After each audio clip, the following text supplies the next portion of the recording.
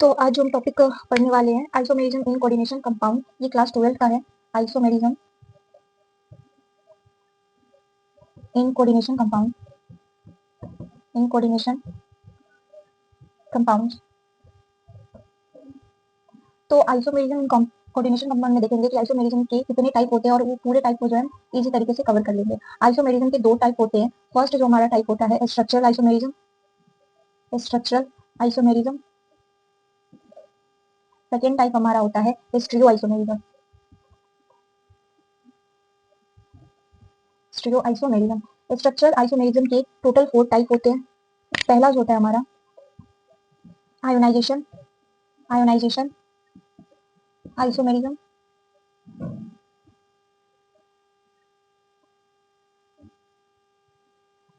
दूसरा होता है हाइड्रेट आइसोमेरिज्म।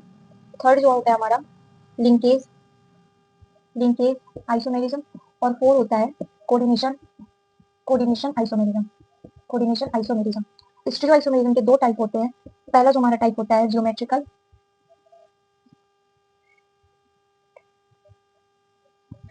Geometrical isomerism. और दूसरा होता है ऑप्टिकल आइसोमेरिज्म, ऑप्टिकल आइसोमेरिज्म। ये हो गया टोटल आपका टाइप ऑफ आइसोमेरिज्म का। टोटल अगर देखें तो 6 टाइप हो गया, 4 स्ट्रक्चरल आइसोमेरिज्म का और 2 जो है आपका स्टीरियो आइसोमेरिज्म का। अब एक एक करके पूरे टाइप को हम जो है अच्छे तरीके से समझेंगे, वो भी काफी इजी तरीके से एग्जांपल के साथ में। तो पहले तो हम समझ लेते हैं कि आइसोमर होता क्या है, फिर उसके बाद उसके टाइप को देखेंगे। आइसोमर का बात करें कि आइसोमर क्या होता है, तो हम आइसोमर को कैसे डिफाइन कर सकते हैं। आइसोमर में मॉलिक्यूलर फॉर्मूला जो होता है वो सेम होता है, लेकिन स्ट्रक्चर क्या होता है, स्ट्रक्चर आपका डिफरेंट होता है। स्ट्रक्चर क्या होता है, डिफरेंट होता है। तो हम आइसोमर्स में क्या लिखेंगे, आइसोमर्स का मतलब क्या होता है, same molecular formula, formula and different, different structural, structural formula. ये होता है आइसोमर्स का मतलब। अब एक एक करके आइसोमेरिज्म के हम जितने भी टाइप पढ़े उसे कवर करते हैं। तो सबसे पहले जो है हम इसका टाइप पढ़ेंगे, तो पढ़ेंगे स्ट्रक्चरल आइसोमेरिज्म का टाइप। स्ट्रक्चरल आइसोमेरिज्म का पहला टाइप है।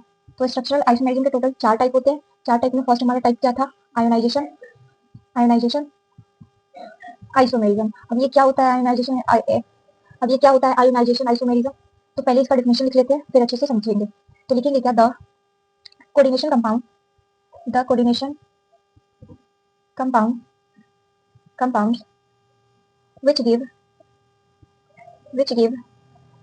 different, different ions in the solutions are called ionization, ionization isomerism। अब ये क्या बोला गया, बस एक एग्जांपल से बहुत अच्छा तरीके से समझ आ जाएगा। जैसे कि फॉर एग्जांपल हम ले रहे हैं एक कोऑर्डिनेशन कंपाउंड, हमारे पास एक कोऑर्डिनेशन कंपाउंड क्या है, तो CONH35 BrSO4, ठीक है। सेकेंड हम एग्जांपल लेते हैं, मीन्स इसी का ये CONH35 BrSO4 अब इसमें होता क्या है, तो जब इसमें हम देंगे H2O को, H2O को, तो यहाँ से आयंस निकलते हैं। पहले तो ये आप देखो कोऑर्डिनेशन कंपाउंड जो है CONH3NH3 5Br, यहाँ पे पोजीशन किसका चेंज है, Br और SO4 का, ठीक है। पहले में Br आपका ब्रैकेट के अंदर है, SO4 बाहर है, दूसरे में Br ब्रैकेट के बाहर है और SO4 कहाँ है, ब्रैकेट के अंदर है। तो यहाँ पे हमने H2O लिया।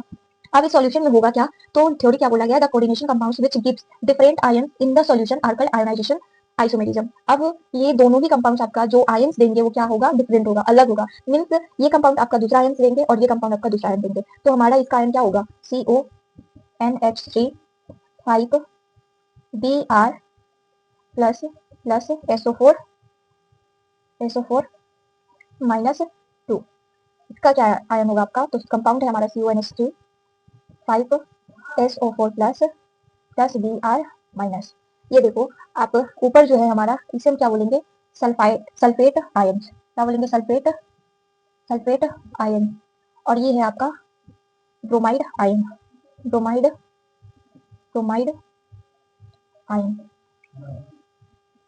तो पहले वाले कंपाउंड के जो हमें आयन मिला वो सल्फेट आयन मिला, पर दूसरे कंपाउंड में हमें जो आयन मिला वो ब्रोमाइड आयन मिला। मीन्स इस थ्योरी में जो बोला गया था कि कोई भी कोऑर्डिनेशन कंपाउंड आपका सॉल्यूशन में अलग अलग आयन दे रहे हैं, एक आपका सल्फेट आयन दे रहा है, दूसरा ब्रोमाइड आयन दे रहा है, मतलब दोनों ही आयन क्या है, अलग है। ठीक है, अब दोनों ही आयन अलग होंगे तो वैसे को हम बोलते हैं आयोनाइजेशन आइसोमेरिज्म। सेकेंड हमारा टाइप क्या था, एक हम इस पे एग्जाम्पल कर लेते हैं ताकि अच्छे से समझ आ जाएगा। ये फर्स्ट टाइप था तो थोड़ा दिक्कत भी होगा। एक एग्जाम्पल जैसे हम ले लेते हैं, क्या जैसे कि हम क्वेश्चन लिखते हैं, एक क्वेश्चन है हमारे पास, this are dot dot isomers. नीचे कंपाउंड आपको दिया रहेगा और ये आपको बताना है कि कौन सा आइसोमेरिज्म है। कंपाउंड है हमारे पास COBrH2O5Cl और दूसरा कंपाउंड है हमारे पास COClH2O5Br। तो ये बताना है कौन सा आइसोमेरिज्म है। अभी जस्ट पढ़े हैं, ठीक है, क्या पढ़े हैं, तो अगर हम इसे H2O या सोल्यूशन में ले जाते हैं तो अलग अलग तरीके के आयन देंगे। तो ये Cl आपका अलग आयन देगा, ठीक है, Cl माइनस, और ये Br अलग आपका आयन देंगे। तो दोनों ही डिफरेंट डिफरेंट आयन देंगे, उस अकॉर्डिंग कौन सा आइसोमेरिज्म हो जाएगा, आयोनाइजेशन आयोनाइजेशन हो जाएंगे, आयोनाइजेशन आइसोमेरिज्म हो जाएंगे।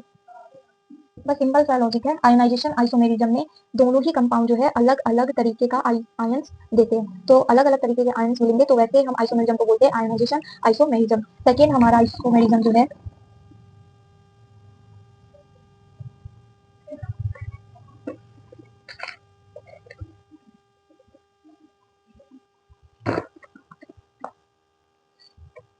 सेकेंड जो हमारा आइसोमेरिज्म है, हाइड्रेट आइसोमेरिज्म।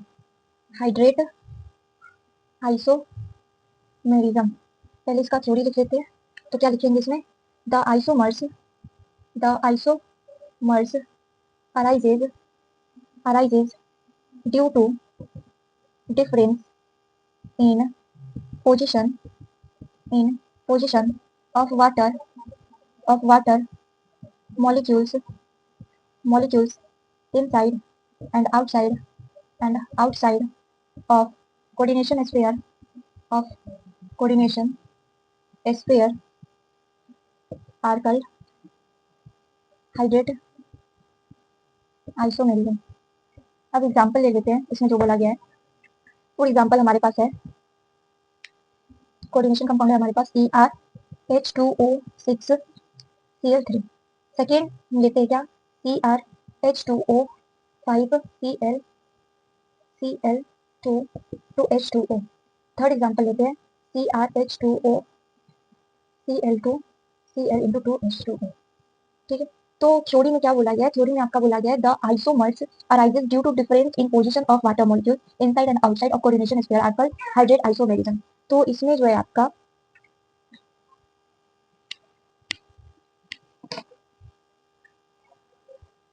तो हम ऐसे को बोलते हैं हाइड्रेट आइसोमेरिज्म।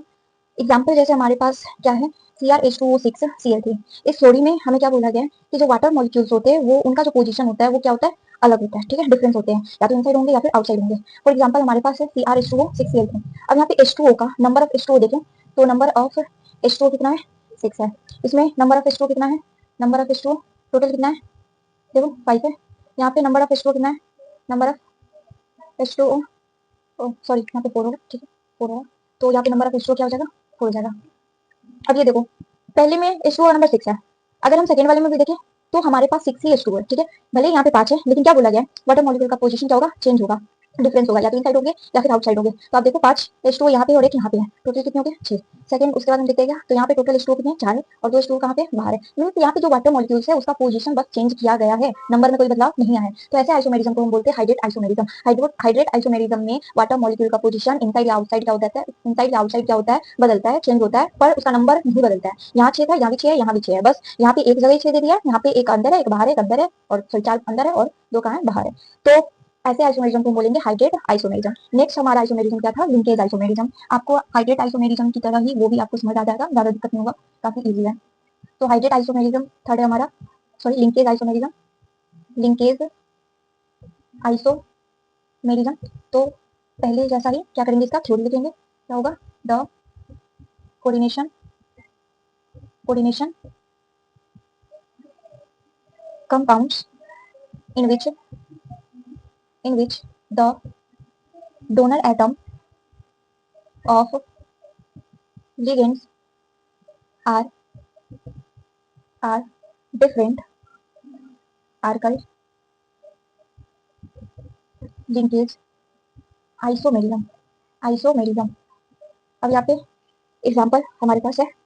एग्जाम्पल आपको पहले एग्जाम्पल से पहले ना एक पॉइंट समझ लो, ठीक है। पहला पॉइंट आप नोट करके समझ लो कि लिंकेज आइसोमेरिज्म में मॉलिक्यूलर फॉर्मूला जो होता है वो ऑलवेज सेम होता है, ठीक है। तो same molecular formula, molecular formula, molecular formula क्या होता है, सेम होता है। सेकंड पॉइंट, स्ट्रक्चरल फॉर्मूला भी क्या होते हैं इसमें, सेम होते हैं, same structural formula. But last जो पॉइंट है हमारा, mode of ligands attachment, attachment is different. But इनका अटैचमेंट क्या होता है, अलग होता है, डिफरेंट होता है। बाकी चीज आपका सेम होता है, ठीक है। फॉर एग्जाम्पल हमारे पास है एक मॉलिक्यूल, दो एग्जाम्पल हम लेकर समझाएंगे। एक एग्जाम्पल है हमारे पास CONH3 5ONO, ठीक है, Cl2। अब इसी कंपाउंड को जो है ना मैं दूसरी तरीके से लिख सकती हूँ। जैसे कैसे लिख सकते हैं, तो इसी को मैं लिख सकती हूँ बिल्कुल ऐसे, CONH3 5NO2 ठीक है, Cl Cl सॉरी Cl2 है तो Cl2। ये एक एग्जाम्पल हो गया। दूसरा एक एग्जाम्पल लेकर के समझा देते हैं। और दूसरा एग्जाम्पल है हमारे पास CrH2O 5SCN+2। इसी को हम फिर कैसे लिख सकते हैं, CrH2O 5NCS+2। अब इससे हमें क्या पता चला है, तो लिखते लिखते हमें एक बात तो पता चला है कि C जस का तस है, CO जस का तस है, NH3 वगैरह वगैरह सब सेम है। मैंने सारे को क्या लिखा है, सेम ही लिखा है। तो बस चेंज क्या हुआ है, कुछ चेंज नहीं हुआ है। बस चेंज ये हुआ है कि यहाँ पे ONO लिखे थे तो सेकंड टाइम इसी को क्या कर दिए, NO2 कर दिया। यहाँ पे SCN कर दिया, यहाँ पे NCS कर दिया। मतलब यहाँ पे जो मॉलिक्यूलर फॉर्मूला है, ठीक है, दोनों ही एग्जांपल में मॉलिक्यूलर फॉर्मूला क्या है तो सेम है, स्ट्रक्चर भी दोनों का क्या है तो सेम है। पर यहाँ पे जो लिगेंड अटैचमेंट है वो आपका क्या है, डिफरेंट है, ठीक है। लिगेंड का अटैचमेंट क्या है, डिफरेंट है। यहाँ पे ONO है पर यहाँ पे क्या है, NO2 है। यहाँ पे SCN है, यहाँ पे क्या है, NCS है। मॉलिक्यूलर फॉर्मूला दोनों का सेम है, स्ट्रक्चरल फॉर्मूला दोनों का सेम है, लेकिन जो लिगेंड का अटैचमेंट है वो क्या है आपका, डिफरेंट है। तो ऐसे आइसोमेरिज्म को हम बोलते हैं लिंकेज आइसोमेरिज्म, ठीक है। लास्ट हमारा जो है टाइप, वो भी देख लेते हैं, वो भी टफ नहीं है। इसे तो टफ कुछ होता ही नहीं है, समझ ले तो सब इजी है, ना समझे तो सब टफ ही है। तो लास्ट हमारा आइसोमेरिज्म था कोऑर्डिनेशन आइसोमेरिज्म।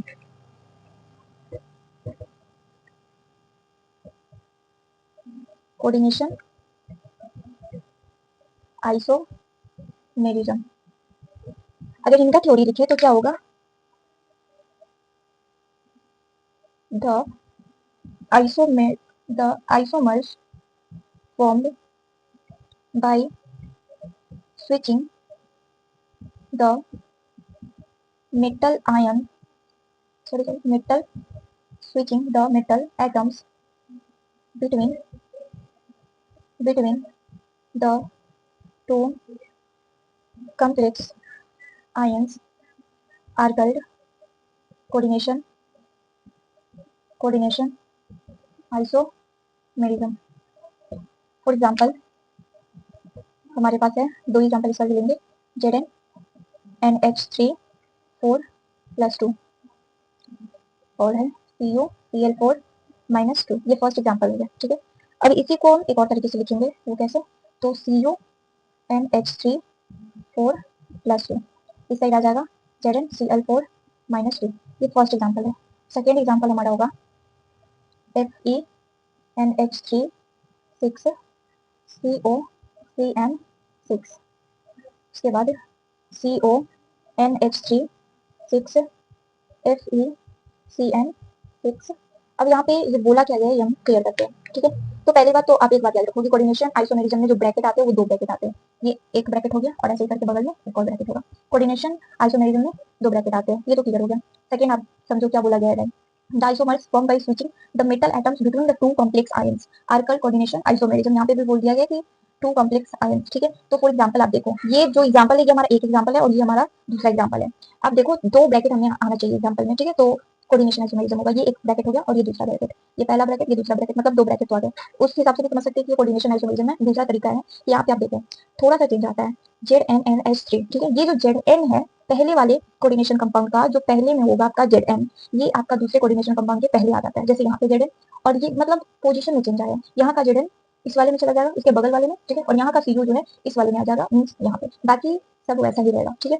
सेम वैसे ही देखो, यहाँ का Fe कहाँ चला आया, यहाँ आ गया, यहाँ का CO कहाँ आया, यहाँ पे आया। तो बस ये जो आपका मेटल है वो आपका क्या हो रहा है, चेंज हो रहा है, ठीक है। ये जिंक क्या है तो मेटल है, कॉपर क्या है, तो मेटल है, ठीक है। कोबाल्ट क्या है, तो मेटल है। आयरन क्या है, तो मेटल है। तो बस मेटल का पोजीशन क्या हो रहा है, चेंज हो रहा है। पहला वाला जो मेटल था, पहले कोऑर्डिनेशन कंपाउंड का जो मेटल था, वो मेटल आपका दूसरे कोऑर्डिनेशन कंपाउंड के पहले आ जाएगा, ठीक है। और दूसरे कोऑर्डिनेशन कंपाउंड का जो मेटल रहेगा वो पहले में आ जाएगा, बस यही चेंज है। तो इसे हम बोलेंगे कोऑर्डिनेशन आइसोमेरिज्म। कोऑर्डिनेशन आइसोमेरिज्म में हमेशा जो ब्रैकेट होते हैं वो दो होते हैं। तो हमने आज जो है स्ट्रक्चरल आइसोमेरिज्म में पूरा जो है क्लियर कर लिया है 4 टाइप को। एक बार पूरा रिवाइज कर लेते हैं कि होता क्या है, ताकि समझने में कोई दिक्कत ना हो। तो एक बार फिर से देख लेते हैं स्ट्रक्चरल आइसोमेरिज्म में। स्ट्रक्चरल आइसोमेरिज्म में हमने पढ़ा कि इसके जो टाइप होते हैं वो टोटल कितने टाइप होते हैं, 4 टाइप होते हैं। फर्स्ट हमने पढ़ा था ionization. Ionization isomerism. Ionization isomerism में होता क्या है, तो यहाँ पे आपका क्या होता है, सॉल्यूशन में जो आयंस हमें मिलते हैं वो डिफरेंट मिलते हैं, ठीक है। यहाँ पे सॉल्यूशन में क्या होता है, सॉल्यूशन में जो हमें आयंस मिलते हैं वो आयंस क्या होते हैं, तो डिफरेंट होते हैं। फॉर एग्जाम्पल हमने करके समझा था, आप पीछे देख लोगे। दूसरा हमने पढ़ा था क्या, hydrate. Hydrate isomerism. Hydrate isomerism,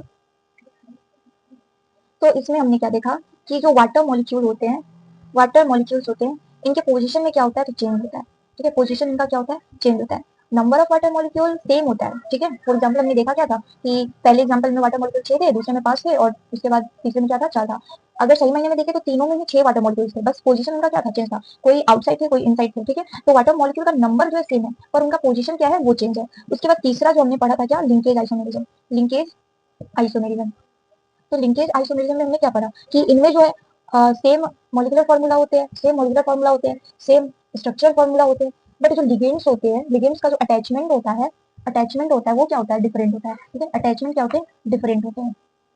attachment different होते हैं। और हमने लास्ट क्या पढ़ा था, कोऑर्डिनेशन।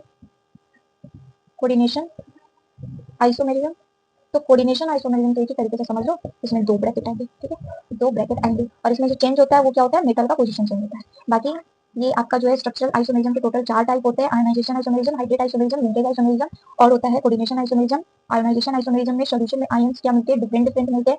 हाइड्रेट आइसोमेरिज्म में जो वाटर मॉलिक्यूल्स होते हैं उनका पोजीशन क्या होता है, तो चेंज होता है। लिंकेज आइसोमेरिज्म में मॉलिक्यूलर फार्मूला सेम होता है, स्ट्रक्चरल फार्मूला सेम होता है, बट लिगेंड्स का जो अटैचमेंट होता है वो क्या होता है, डिफरेंट होता है। कोऑर्डिनेशन आइसोमेरिज्म में 2 ब्रैकेट्स आते हैं। और बात करें तो इनमें क्या होता है, मेटल का पोजीशन चेंज होता है। तो हमने स्ट्रक्चरल आइसोमेरिज्म बहुत ही इजी तरीके से, अच्छे तरीके से समझ लिया है। नेक्स्ट वीडियो में इसका सेकंड टाइप हम कवर करेंगे।